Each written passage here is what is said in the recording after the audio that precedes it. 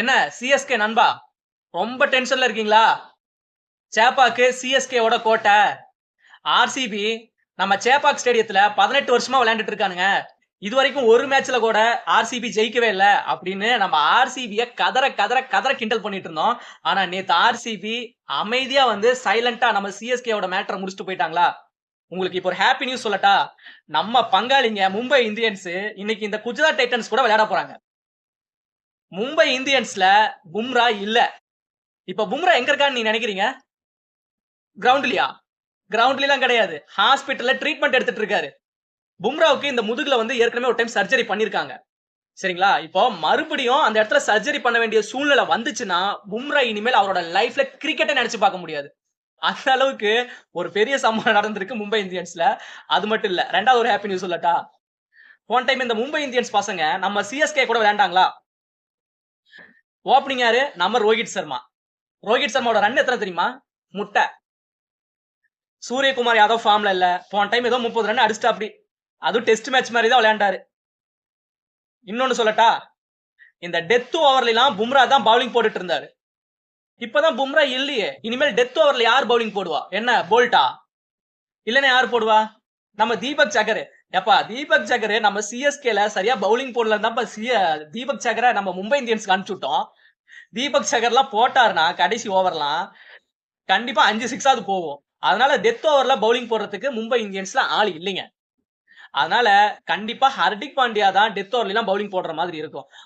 ஹர்திக் பாண்டியாவெல்லாம் சொல்லவா வேணும்? கேகேஆர் கூட அடி வாங்கியாச்சு ஹர்திக் பாண்டியா. சன்ரைசர்ஸ் கூட அடி வாங்கியாச்சு ஹர்திக் பாண்டியா. நம்ம சிஎஸ்கேக்கு ஆப்போசிட்ல நம்ம தோனி ஹர்திக் பாண்டியாவோட ஓவர 6 4ன்னு அடிச்சாரு. நீங்க மறந்துட்டீங்களா? அதனால ஹர்திக் பாண்டியா கண்டிப்பா டெத் ஓவர்ல பவுலிங் போட்டாலும் அது செட் ஆகாது. என்னமோ இந்த வில் ஜாக்ஸை எடுத்தா எங்க மும்பை இந்தியன்ஸ் ஜெயிச்சிரும் அப்படின்னு வில் ஜாக்ஸ ஒரு 12 13 கோடி ரூபாய் போட்டு எடுத்தீங்கல்ல. போன டைம் வில் ஜாக்ஸ் வெறும் 10 ரன்னுங்க நம்ம சிஎஸ்கேக்கு ஆப்போசிட்ல விளையாடும் போது. இந்த பக்கம் வாங்களேன், குஜராத் டைட்டன்ஸ் இன்னைக்கு ஜெயிச்சிருவாங்க. ஏன் அப்படி நான் சொல்றேன்னா, போன மேட்ச்ல சாய் சுதர்சன் 70 ரன்னுக்கு மேலங்க. நம்ம பட்லர் 50க்கு மேல. நம்ம சுப்மன் கில் கேப்டன், குஜராத் டைட்டன்ஸோட கேப்டன், அவர் பாத்தீங்கன்னா ஒரு 40 ரன்னுக்கு மேல. இந்த 3 பேட்ஸ்மேனும் செம்ம ஃபார்ம்ல இருக்கானுங்க.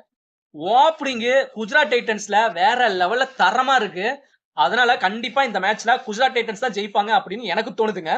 உங்களுக்கு இந்த மேட்ச்ல யார் ஜெயிப்பாங்க அப்படின்னு கீழே கமெண்ட்ல போடுங்க. நான் பார்த்து தெரிஞ்சுக்கிறேன். அது மட்டும் இல்லைங்க, குஜராத் டைட்டன்ஸ் இன்னைக்கு ஜெயிக்க போறது கன்ஃபார்ம். ஏன் சொல்றேன்னா, குஜராத் டைட்டன்ஸ்ல இந்த சாய் கிஷோர் இருக்கான் பாருங்க. போன டைம் 3 விக்கெட் எடுத்திருந்தாப்டி. செம்மையா பால் அப்படியே செம்மையா ஸ்விங் ஆகுதுங்க. அதுக்கப்புறம் நம்ம சிராஜ் ஃபார்ம்ல இல்ல. அது வேணா ஒத்துக்கலாம். குஜராத் டைட்டன்ஸ்ல தான் சிராஜ் இருக்காரு. ஃபார்ம்ல இல்ல. இந்த டைம் ஏதோ விளையாடுறாருன்னு பாப்போம். மும்பை இந்தியன்ஸ்க்கு ஆப்போசிட்ல ஏதாவது விளையாடுறாருன்னு பாப்போம். அதுக்கப்புறம் ரபாடா நம்ம வேர்ல்டுலயே டாப் 3க்குள்ள இருக்கிற ஒரே பவுலர் ரபாடா. சூப்பரா போடுவாருங்க. ரபாடா அதே குஜராத் டைட்டன்ஸ் தான் இருக்காரு. கண்டிப்பா ரபாடாக்கெல்லாம் ஃபர்ஸ்ட் ஓவர் கொடுத்தாருன்னா ரோஹித் சர்மால விக்கெட் தான். வீட்டுக்கு கிளம்ப வேண்டியதான். அந்த மாதிரி ஒரு சுச்சுவேஷன் தாங்க. அதுக்கப்புறம் பாத்தீங்கன்னா நம்ம இவர் இருக்காரு. அவர் பேர் என்ன? ராகுல் டிவாட்டியா. பினிஷரு. பயங்கரமா பினிஷ் பண்ணி கொடுப்பாரு. ஆனா போன மேட்ச்ல அவர் ரன் அவுட் ஆயிட்டாருங்க. இந்த குஜராத் டைட்டன்ஸ் இன்னைக்கு தோத்தாங்கன்னா அதுக்கு ஒரே ரீசன் வந்து பினிஷர் இல்ல. குஜராத் டைட்டன்ல பினிஷரு சுத்தமா இல்லைங்க. அதனால இன்னைக்கு குஜராத் டைட்டன்ஸ் தோத்தாங்கன்னா அது ஒரு மெயின் ரீசனா இருக்கும். மத்தபடி குஜராத் டைட்டன்ஸ்ல ஓப்பனிங் செமையா இருக்கு. பவுலர் சூப்பரா இருக்காங்க. அதனால கண்டிப்பா இந்த மேட்ச்ல குஜராத் டைட்டன்ஸ் ஜெயிக்கிறதுக்கு வாய்ப்பு இருக்குங்க. ஹர்திக் பாண்டியா போன நம்ம சிஎஸ்கேவோட மும்பை இந்தியன்ஸ் விளையாண்டாங்களா, அந்த மேட்ச்ல ஹர்திக் பாண்டியா இல்ல. ஆனா இந்த மேட்ச்ல ஹர்திக் பாண்டியா கண்டிப்பா இறங்கி அந்த டெத் ஓவர் போடுவாரு. பினிஷரா நின்னு மேட்சை முடிச்சு கொடுப்பாரு அப்படின்னு எனக்கு பர்சனலா தோணுதுங்க. பாக்கலாங்க. இன்னைக்கு மும்பை இந்தியன்ஸ் ஜெயிக்குதா இல்ல குஜராத் டைட்டன்ஸ் ஜெயிக்குதா? குஜராத் டைட்டன்ஸ் ஜெயிக்கிறதுக்கு 70% சான்ஸ் இருக்கு. நம்ம மும்பை இந்தியன்ஸ் ஜெயிக்கிறதுக்கு 30% சான்ஸ் இருக்கு. ஏன்னா நம்ம மும்பை இந்தியன்ஸ்ல ஓபனர் சத்தியமா சுத்தமா சரியில்லை. ரோஹித் சர்மாலாம் முட்டை ரன்னுங்க. இந்த பக்கம் வில் ஜாக்ஸ் போன டைம் 10 ரன் தாங்க அடிச்சிருந்தாரு. ஏதோ வில் ஜாக்ஸ் எடுத்தா நீங்க வந்து மும்பை இந்தியன்ஸ் ஜெயிச்சிருவீங்க. சரி மும்பை இந்தியன்ஸ் நாங்க ஜெயிச்சிருவோம். வில் ஜாக்ஸ் வந்து ஆர்சிபில நிறைய மேட்ச முடிச்சு கொடுத்துருக்காரு. வில் ஜாக்ஸ் எங்களுக்கு கிடைச்ச அதிர்ஷ்டம் அப்படின்னு சொல்லிட்டு இருந்தாங்க. ஆனா போன டைம் 10 ரன் தாங்க. நீங்களா ஒண்ணு நினைச்சு பாருங்களேன். நம்மளோட பாஸ்ட நினைச்சு பாருங்க. இந்த மும்பை இந்தியன்ஸ் பிளேயர்ஸ்லாம் சிஎஸ்கேல உங்க டெவான் கான்வே இல்லையா? டெவான் கான்வேக்கு இந்த கட்டவரில் அடிபட்டிருக்கா? நீங்க சிஎஸ்கே நீங்க டெவான் கான்வே வச்சுதான் ஓப்பனிங் விளையாண்டுட்டு இருந்தீங்க. 100 ரன்னுக்கு மேல ஓப்பனிங் அவர் அடிச்சு கொடுத்துருவாரு. அதுக்கப்புறம் தான் நீங்க சிஎஸ்கே ஜெயிச்சுக்கிட்டு இருந்தீங்க. இப்ப டெவான் கான்வே இல்லையா போச்சா அப்படின்னு நம்ம மும்பை இந்தியன்ஸ் நம்ம சிஎஸ்கேவை கிண்டல் பண்ணிட்டு இருப்பாங்க. இப்போ நம்ம சிஎஸ்கே மும்பை இந்தியன்ஸை கிண்டல் பண்ண வேண்டிய டைமுங்க. எல்லாரும் கிண்டல் பண்ணுங்க. ஏன்னா பும்ரா இல்ல. மெயின் அந்த டெத் ஓவர்லாம் பும்ரா பயங்கரமா போடுவாருங்க. நிறைய மேட்சுகள் பும்ரா நம்மளுக்காக ஜெயிச்சு கொடுத்துருக்காரு. போன இதுலயே பாத்தீங்கன்னா இந்த T20 வேர்ல்டு கப்லயே பும்ரா சூப்பரா பவுலிங் போட்டு நம்ம இந்தியாக்காக ஜெயிச்சு கொடுத்தாரு. அது மட்டும் இல்லைங்க, T20 போன வேர்ல்டு கப்ல ஹர்திக் பாண்டியா கடைசி ஓவர் போட்டாரு டெத் ஓவர்ல. அதை நம்ம மறந்துடவே கூடாதுங்க. பாக்கலாங்க. அதுக்கப்புறம் அந்த பையன் சின்ன பையன் ஒருத்தர் இருக்கான்ல மும்பை இந்தியன்ஸ்ல, எப்பா போன டைம் 3 விக்கெட்டுங்க. பவுலிங் சூப்பரா போடுறாரு. தெரியலங்க, இன்னைக்கு ஒரு ஈக்குவலா இருக்குன்னு நினைக்கிறேன் குஜராத் டைட்டன்ஸும் மும்பை இந்தியன்ஸும். என்னை கேட்டீங்கன்னா ஈக்குவலா இருக்காதுங்க. கண்டிப்பா நீ குஜராத் டைட்டன்ஸ் ஜெயிச்சிருந்தா எனக்கு தோணுதுங்க. சரிங்களா? இன்னைக்கு எங்க விளையாடுறாங்கன்னா அகமதாபாத்ல ஒரு ஸ்டேடியத்துல விளையாடுறாங்க. அது வந்து பேட்டிங் பிட்ச் தாங்க. கண்டிப்பா இன்னைக்கு யார் ஓப்பனிங் விளையாடுறாங்களோ ஒரு 200 ரன்னுக்கு மேலேயாவது அடிப்பாங்க. அதை 200க்கு மேலதான் ரெண்டாவது பேட்டிங் ஆடுறவங்க சேஸ் பண்ற மாதிரி இருக்கும். ஆனா போன மேட்ச்ல நம்ம சிஎஸ்கே விளையாண்டோம்ல, தரமான சம்பவத்தை பண்ணி விட்டு போயிட்டானுங்க இந்த ஆர்சிபி. பில்சால்ட் 32 ரன் 16 பாலுக்கு. நம்ம அஸ்வின் பால போடுறாருல, பில்சால்ட் கண்ணை முடிக்க 6 அடிக்கிறாங்க. நம்ம அஸ்வினுக்கு இன்னும் ட்ரைனிங் வேணும். கண்டிப்பா அஸ்வின் நீங்க ட்ரைனிங் எடுங்க. இல்லைன்னா ஒன்னும் பண்ண முடியாது. நம்ம சிஎஸ்கே பிளே ஆஃப் கூட போக முடியாது.